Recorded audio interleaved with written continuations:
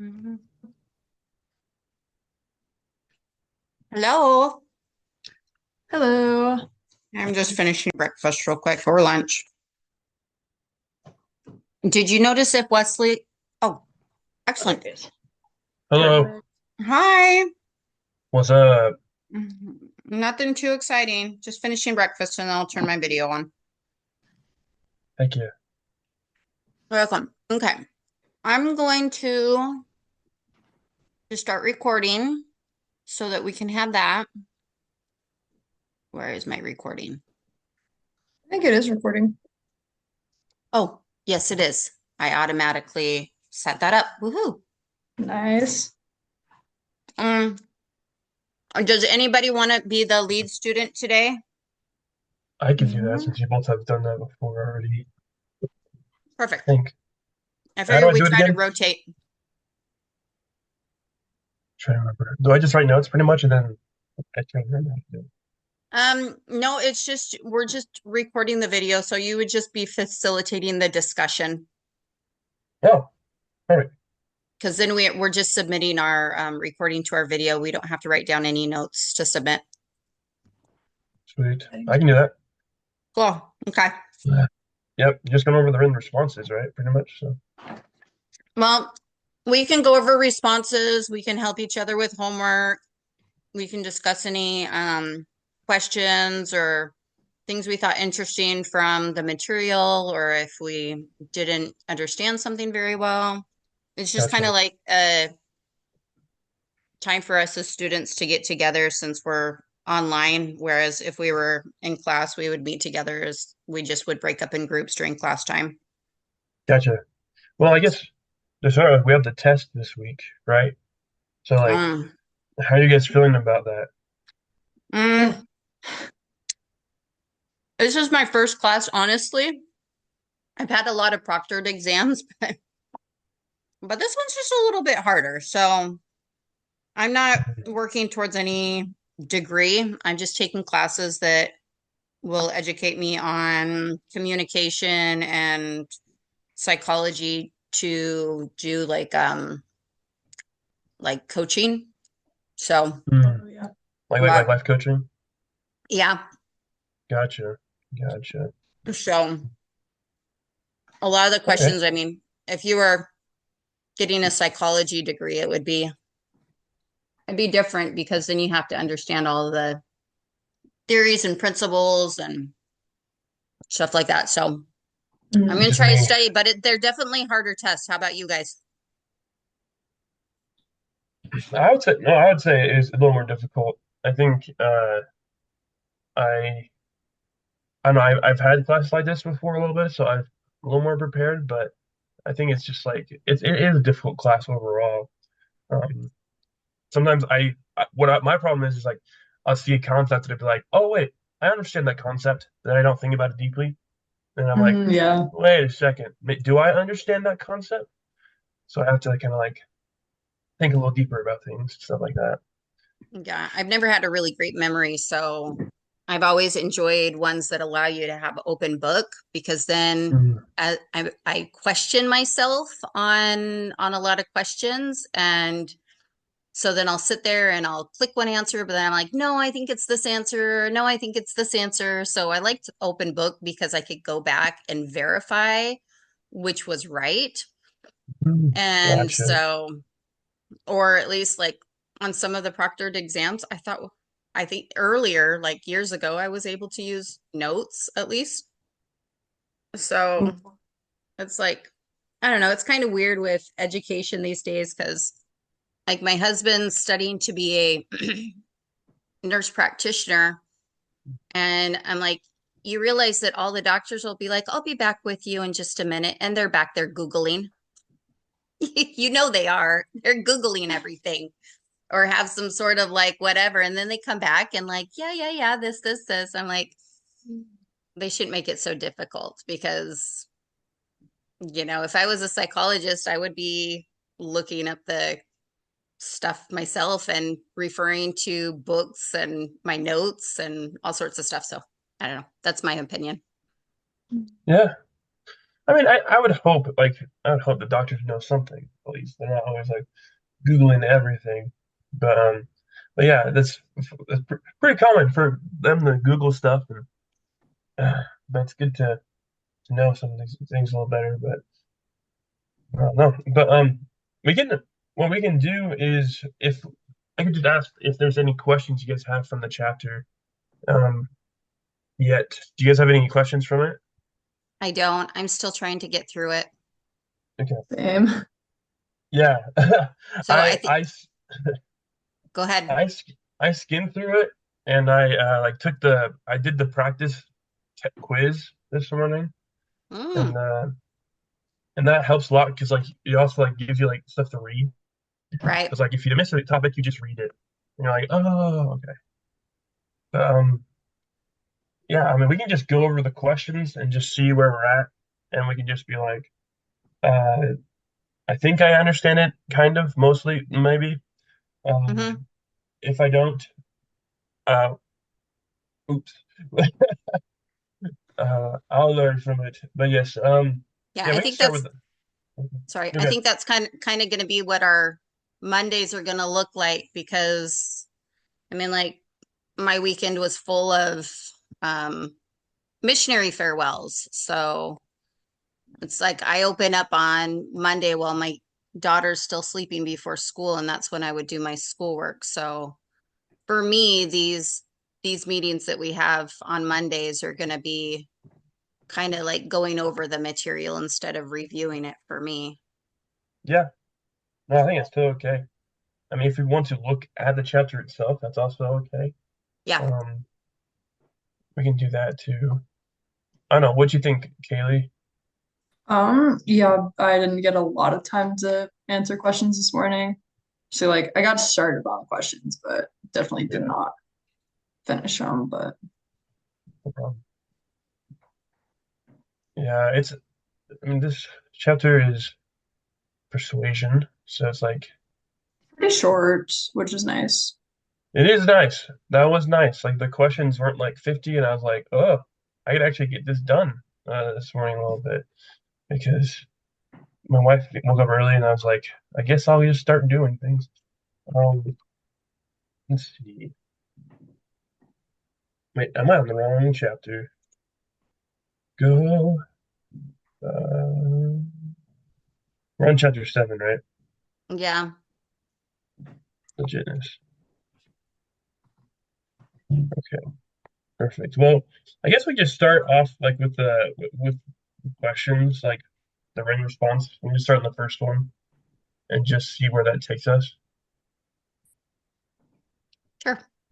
And I have it open to I have the assignment open or the book chapter open itself. So if we're unclear, we just look at whatever. I think just looking at the like introduction, can I go over the learning objectives? Because I think that that's kind of important as well. Yeah. Is that it says describe the types of cognitive processing and the two paths leading to influence, central and peripheral, and their effects. So these are things like throughout the week we're trying to actually understand. Mhm. Describe how the factors that comprise persuasion affect the likelihood that we will take either the central or the peripheral route, and describe some tactics for resisting influence. So that'd be kind of like, I know some of the questions go over that, but Where is that? Is that? so that's just right underneath in the modules week '06 introduction. Oh, gotcha, Oh, gotcha, okay. gotcha. So, so that's what, at the beginning of every week, it says, here's your learning objectives. Here's what your activities, like this one has read chapter 7, meet with your group, complete written response. Um, but that way, because I'm looking at the questions Yeah. and it's telling you describe these different things, like define both central and peripheral routes to processing. And sometimes I think like just defining them doesn't really help me understand what they are. I actually go in and I Google or try to break down that material aside from the like textbook that we're reading because sometimes I Mhm. just don't feel like the material in textbooks helps me understand it very well. So I go into Google and what does this mean? And maybe go and watch some kind of video to help me understand it a little bit better. Yeah, So I think the best way to learn is to dive deeper and like connect it to your life overall. yeah, So we can just go over those objectives and just see where we're at on that. How about that? sure. Oh, sweet. Okay. Describe the type of cognitive processing two paths leading to influence, central peripheral involves and their effects. So, um, do you guys know what central peripheral is? Or I can define them. Or Yeah, it's right here in on page 51. Mhm. Go Yeah. ahead and define it. That sounds good. Yeah, I'll just use my own words, I guess. And if you can look at the definition, if I'm wrong, please correct me. Sure. Um, so central is just like it involves you have to it involves deeper thinking. So when people talk, it's more about when it's like going an audience that might be against you or an audience that needs to check your facts. So you're much more like it requires deeper thinking from the audience and it requires deeper thinking from the person saying it, and you have to it's a lot less on feelings and emotions. It's more on facts. And would that be correct? You can correct me. I'm just reading through the book. Okay. Is I don't that know. it? That's kind of what I got from the book Okay. was just like, yeah, it's a lot more deeper thinking, whereas the other one's a lot more like just impulsive thought. Like, I don't know. Like it, the example it gave for the central is like political beliefs and stuff, since it's more based on like morals.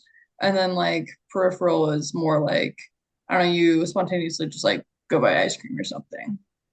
Yeah, it's like, is that person that you listen to attractive, or is that person do they make you feel good and stuff like that? Where it's like you like them already, so you just want to listen to like not listen, but you just want to like pay attention to how they're feeling.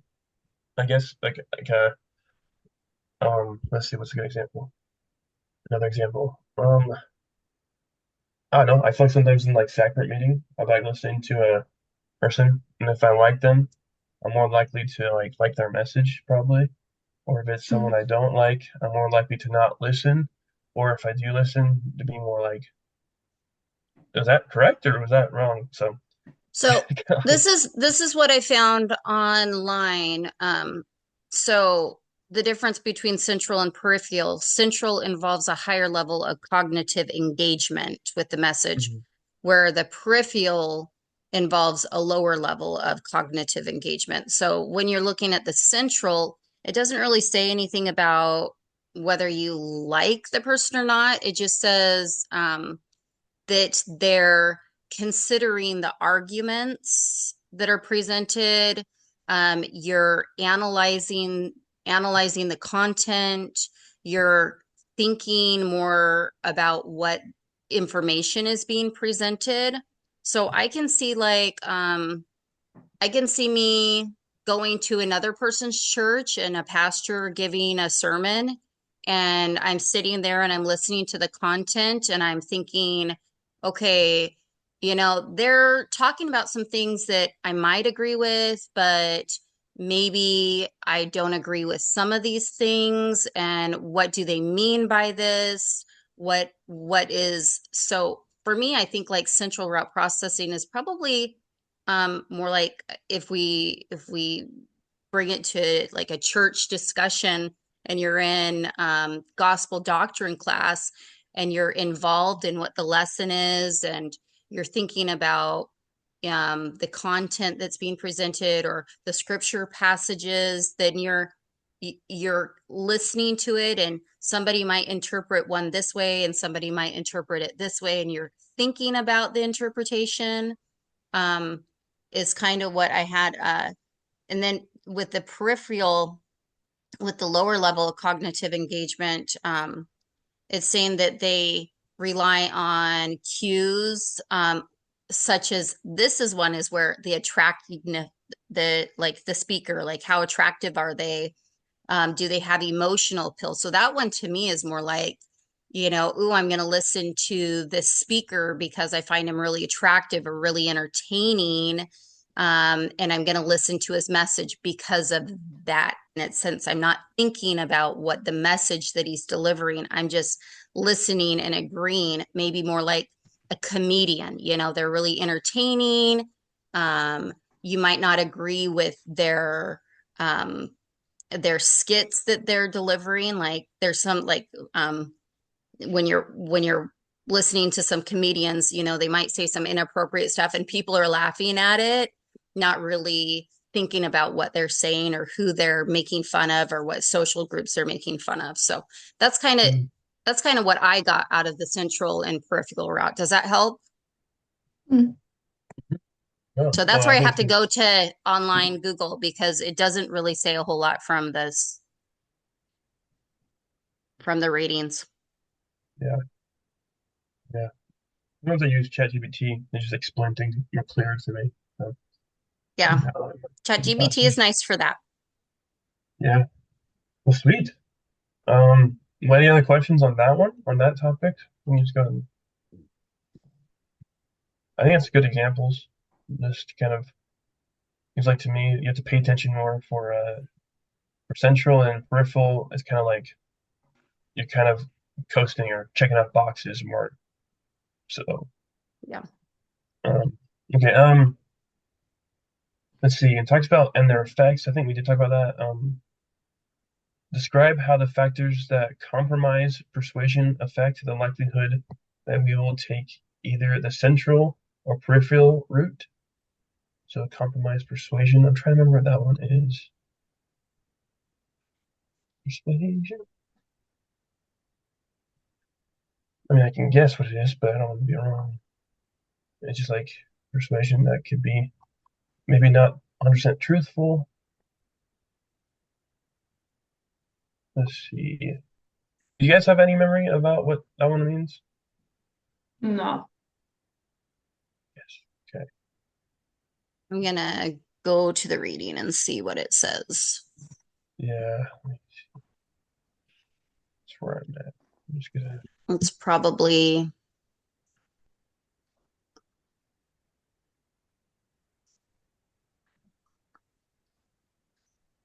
it's talking about different.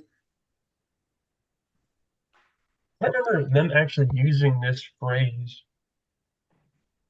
so that's why I'm kind of confused.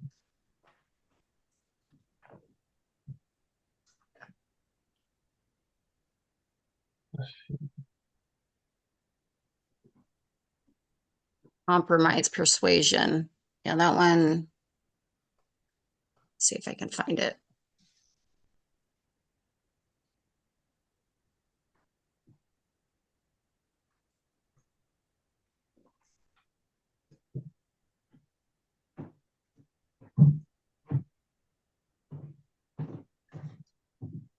Compromise. Um, let's see, because it gives you the four different types to look for.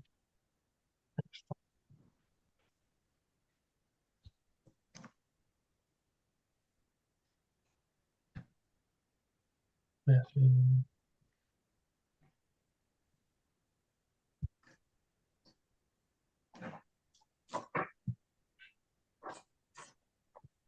Hmm. Okay, There's what are the elements of persuasion? That's 52. Explain yeah, the elements that influence whether we will take the central or the peripheral route. So, among the elements of persuasion explored by social psychologists are four: the communicator, the message, how message is communicated, and the audience. So, going back to compromise persuasion, I I think uh, my without the reading, compromise persuasion would be, somebody's trying to persuade you to something and you're either compromising your beliefs or your desires or your goals. Um, and so, you're either going to, with the central one, if you're at that higher cognitive thinking, you're going to have to really analyze, whether or not you're going to go down that route. That examples could be somebody who's leaving the church to follow a different group and they're being persuaded, hey, this, talking smack about the church and beliefs stuff. And so even though they have loved being a member of the church, they're compromising some of their integrity or values to go down that route. And so they're thinking about it and thinking, how does this affect me? What's going to happen? What does this person say? Where with the peripheral route, they might just leave the church because of what the other, like my niece, she left the church after serving a mission. And I don't know if she really thought a whole lot about it or if she's just thinking, like, hey, I want to be with this guy and he is interested in me. And, if I'm going to have a relationship with him, that means like I'm just going to leave the church. Like, Man, so that would be, but I'm still trying to, I don't know if you found anything on that still doesn't say compromise persuasion. It's just that what are the elements of persuasion? because when I looked it up um, on ChatGPT, it gave me those four points. So I think it's kind of like synonymous with like an elements. So like Okay. in psychology, persuasion refers to the process by which a person's attitude, beliefs, or behaviors are influenced or changed through communication. Persuasion is a key component in many areas of life, including advertising, political campaigns, social movements, and interpersonal interactions. There are several key elements: the message, the communicator, the audience, the channel, and the Mm-hmm. process. Mm-hmm. So it's like the message, like what is the content of the message? Is it logical, emotional, or fear-based? And the communicator, the person or entity delivering the message, uh, are they credible? Are they attractive? Are they trustworthy? Mm-hmm. Yep. The audience, the characteristics of the audience, like how old they are, if they're happy, sad, mad, glad, like the trash bag, and then pre-existing attitudes, just like what their biases are, Mm-hmm. and then affecting how persuasive messages will be. Okay, yeah. Like younger people may have different opinions about maybe an older speaker, and then the channel, it's like how it's being told, like maybe it's like through social media or like Mm-hmm. face-to-face communication, TV, social. Then the process, it's like uh, which is the central route, the peripheral route. It's like which way they're doing it. So it's pretty much just like I don't really like the way they say it's like compromising persuasion, but like I Mm-hmm. guess you have to compromise about who the person is and how it's given. Kind of Mm-hmm. confusing a little bit, It's um, interesting. but yeah, I mean, there's a lot of factors to people talking. I don't know. What's your guys' thoughts on those elements? I think they're kind of key point. Like, it gives lots of examples in the writings. And as I've been taking this class, I'm just like, I really think all the commercial advertising, political campaigns, like they study this stuff thoroughly because you really aren't aware of what you're being persuaded to do until you understand those elements of persuasion. So um Yeah, I think for me, I have the gift of discernment, and so I really rely strongly on that. And then before making any decisions, I really am like, I'm going to go home and pray about it. And I'm not going to make any decisions unless I'm really comfortable with it. So, you can, like I hate people that knock on the door and they're selling like solar power or bug spray or whatever. And I had this one conversation with this kid and he's like, we have this really great deal and they're trying to persuade you, by being like, your neighbor over there and over there, do you know them? I'm like, no, I do not know my neighbors. So that doesn't give any credibility to them that they sold it to people I don't know. And then they're like, well, we got this really great deal. So then they're trying to show attractiveness or, saying like expertise, utilizing that skill, like, this will do this to your help you save money and all these different things and it will add value to your home. And this one kid, I'm like, it doesn't matter if you gave it to me for free. I don't want it. I don't want it. you know? So it really just is speaking style, how they try to become your friend. Like, honestly, whenever I go buy something off of Facebook or I'm at a garage sale, I always try to get them to be my friend, like, because then they suddenly want to give you a better deal.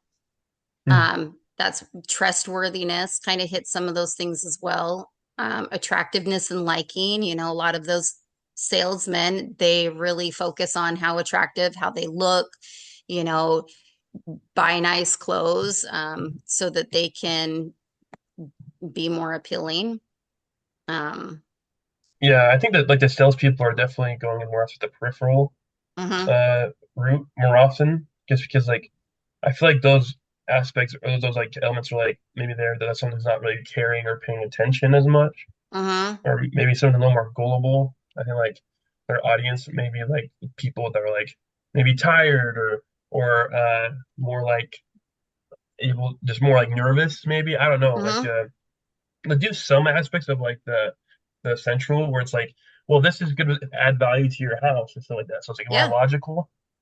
But I mean, man, I can't handle But if you sales think bros. about it with But salesmen, like honestly, they want you to buy it and buy it then and there because it doesn't give you a whole lot of time to process and to think about those things and compare different value stuff. So I really do think a lot of it is in they're working on that peripheral um, way of thinking.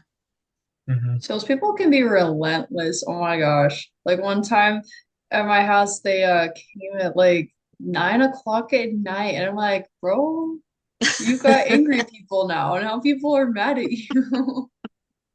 When I was No, I have so we're at an HOA with two no soliciting signs out in the front. And then I have a no soliciting sign. It says no soliciting, don't make it weird. That's my nice way of saying don't knock on my door. So when they knock on my door, I'm already upset because they've already had multiple warnings. Do not do that in my neighborhood. So yeah, but they when I are when I relentless. when I was a missionary, I was a companion with a sales bro, and I very much like I want to be like a therapist and counselor stuff. So I'm very much like people's feelings and stuff. That's very like important to me. So like we'd go there and he'd just be like have all these sell points and stuff, and I'd be like, what? Like that makes the gospel stuff like it's not even like true. You're just trying to sell the gospel. Like, no, this is like important. And I talk to people like that. It just we butt heads all the time because he's like all about numbers and all this stuff. And I'm just like, well, what about the person? Like we got an argument one time because he's like, this person needs to be baptized. I'm like, this person's not ready to be baptized. We need to make sure that they're ready and everything. And then he's like, oh wait, but even we just gotta get the number. It's fine. It's like he'll be fine. And I'm like, okay. Got baptized. I said I disagreed still. I baptized and he left the church. Whoa. It's all about like the profit in the sales bros and like it's very much like peripherals, like very much like surface level stuff. Yeah, that's funny. No, it's crazy. I'm just looking at the questions for the week and seeing if there's anything we want to go over. Yeah. Here's seven's interesting and eight is interesting, and then nine um would be one that if we have time to go over might help us to understand that a little better. So, are there any that you guys want to go over? Let me see. I closed out of it for some reason. I'll read them to What? you real quick. Oh, Seven is thanks. describe how the two-step flow of communication would operate if you were about to purchase an automobile. So that sounds like fun. Describe how age plays a role in persuasion. And then nine is explain attitude inoculation and how it affects persuasive appeals. Hmm. Because I'm trying to remember, because I remember reading about the two-step flow of communication. Trying to remember what it was. I have to look at it again. I Two-step remember flow. seeing it in there, but I found the one for attitude inoculation. Okay. Um, that's on page 53. Yeah, I'm going to make a note of that. Okay, so it says, um, could we inoculate people against persuasion much as we inoculate them against a virus by giving them a vaccine with a milder form of virus? Is there such a thing as attitude inoculation? William McGuire found when participants were immunized by writing an essay refuted a mild attack on a belief, they were better able to resist a more powerful attack later. With the spread of misinformation online, attitude inoculation can be likened to vaccinating against the virus of fake news. Okay, that helps me understand that a little bit better. So, So just like understanding, maybe like first giving examples of what aren't good arguments, and then you better recognize them better, kind of thing.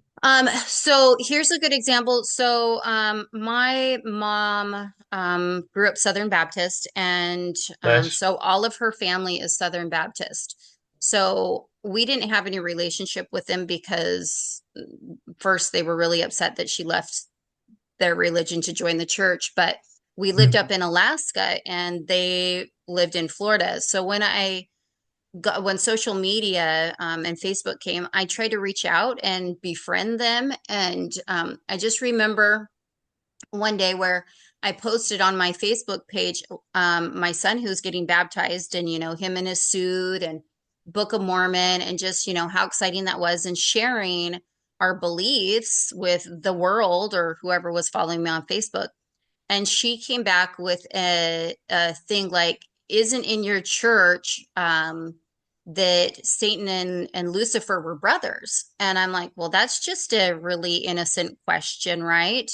Actually, no, that's something I learned later, that within the Baptist church, they specifically teach against Mormon doctrine, and that is a question that they ask because it leads further down a pathway that it's hard to explain. And so, attitude inoculation, with that, relating to that, is if now I've become more aware of those different tactics, or uh, learned about them, so that when people present them in front of me again, I understand what's going on, and I either one, don't get so offended, I can walk away from it. I can, so that's like a mild form of those attitudes, I guess. So that's No, kind of like, yeah, that helps me a lot because like I serve a mission in Oklahoma, and like Southern Baptists are all over there. So like I get they're the attitude of like, good people, oh yeah, very good people. No, I've been good to a couple of their Christians. services. Yeah, they just I mean, I have to give them the benefit of the doubt because they believe what they believe, and they do believe that other things might be evil. So I mean, Yeah. but no, that's a good example because it's like, well, you went through that process of like, okay, so this is what they actually want to do. Okay, then I Yeah. won't see this in the future. I'll see this Yeah. in the So future. responding back to her, in my ignorance, I opened up this thing for me to be offended. And so I think if we can like learn truth, I love how David A. Bednar in his doctrine, when you first become a BYU student, um, is that it's our responsibility to learn and to ask questions and not just be ignorant and go with the flow of things, because that takes away our agency. So, from that spiritual aspect, it's our responsibility to learn different things, and that will change the way we perceive things, because then we can use that higher cognitive functioning and ask those questions and think about the material that we're being presented. Where I think within Satan's grasp. He wants you to remain ignorant because then you won't ask questions and you won't see and search for truth. Hmm. That's not my favorite thing about the gospel. It's like we're told to ask questions. We're told to Yeah. find answers. So Well, we good. are very Okay. much on the central plane of thinking when we really live the gospel. It says we only have like 5 minutes left to the meeting. We have, yeah, about 5 minutes. So what do you think about how age plays a role in persuasion? Oh, okay. I did look at that one. That's actually, I think, a really good question. Hmm. I think it talked about the difference specifically between like adults and kids and how adults kind of have that effect on kids, whereas like I don't know, kids trying to persuade adults of something, it's a little more difficult. Sure. Where is Uh, it? that's true. What do you think about like I have 5 kids and ranging from 5 to 22. And I get a lot. You think like being older that, children would be more influenced by somebody who has a lot of maturity and wisdom. But in some cases, they're like, oh, that didn't happen. Like you can't understand what's going on because, you're so much older and you didn't deal with that. I'm like, you don't realize like they still sing the playground songs that we sang when I was younger. Like they're still out there. And so really life hasn't changed a whole lot. So I think in that one that it could be, I think sometimes the younger generations dismiss older generations and they're less likely to be persuaded by them because they don't validate their wisdom that they have in that. So, Oh no, I've Yeah. definitely been there where like, I don't know, like my parents are trying to explain something to me and I'm like, well, your high school's experience was different than mine. Mine sucks. And like, I don't know, looking back, I'm like, yeah, what? Okay, yeah. They were pretty right about that. That's the worst feeling. You look back, you're like, oh man, my mom and dad are right. Dang it. They usually happen. I love those moments. Oh, I'm sure I will too, just not right now. I've had so many phone calls with my mom being like, I guess you're right about this situation. Darn it. Yeah. Oh, okay. Well, I don't know if it's going to shut off after it hasn't given me any warnings. Usually it gives me warnings. That's weird. Hmm. Remaining meet time, we have 2 minutes. Okay, that's good. Yeah, I think 30 minutes is like the minimum time. So I think, Okay. Yeah, unless somebody pays for a Zoom, which I don't. well, if you log into your BYU Idaho account, um, you have full Zoom. Uh, I have logged into my BYU Idaho account, but I always have trouble downloading the videos on the cloud. Same. um, So I okay, that just makes sense. I download the video and I think the last time I submitted it, I just uploaded it to YouTube. And so Yeah, then he could just get the link so that there wasn't any problems. yeah. There's Uh, some weird stuff with the internet with the website. So yeah. So I think we did great. And I think I might have uh, set up where it's every Monday. And I don't know if that's the link that I put in our emails, but if we are consistent, because I think that will be the rest of the semester, is this is our group, right? yeah, Yeah. far as I So, know, I'm not gonna have any other weird emergency family stuff. So, and but if Wesley, since you know how to log into the BYU Zoom, do you want to check and see about like downloading it to the computer? And then sure, if we wanted to spend more time talking on subjects, we can. So, perfect. No, yeah, yeah. I think I've had it work for me before when it like the cloud thing, but it was like mhm. was more complicated than I thought it was gonna be. Yeah. But it I don't just I don't mind sending it in, but if you'll find that information out and then just send us an email, um, then we can do that That way, if we want to have more time or if we just want to stick to like the 40 minutes, then we can do that too. Either way. Okay, perfect. All right. Well, Yeah, great meeting. Good luck with tests this week. Yeah, yeah, you thanks. You too. too. Okay. Send a text if you guys have any questions on material. We'll try Mm. to help Okay. each other out. Okay.